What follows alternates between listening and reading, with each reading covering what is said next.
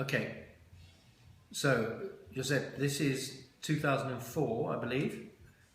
I think we had a little confusion over the other bottle.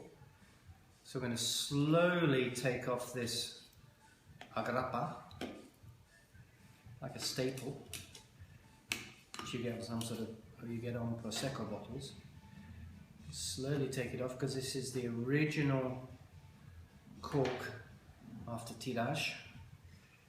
And we're going to this is where we may need yes, I think we might need a corkscrew here.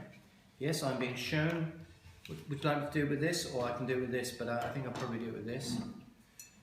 So I'll do it away from me, I think. So what we do is cut off the top.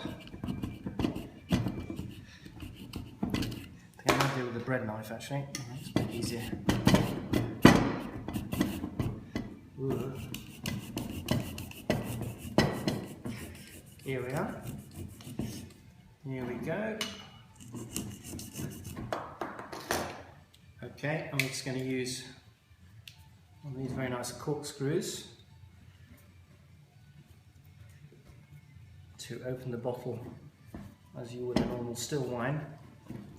But remember, this has been in contact with the lees for, well, basically at least 10 years in the bottle. Oh, here we go. Whoa, hey, ooh! Super. Spectacular.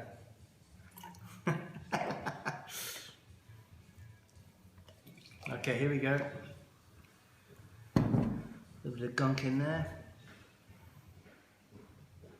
Well, that's more interesting. That's a fresher nose than we had before, and it smells pretty damn good.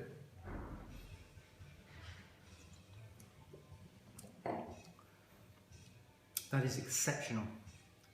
Very, very good wine. Delicious lees contact, as you can imagine, for 10 years, after 10 years. And that's a fabulous wine.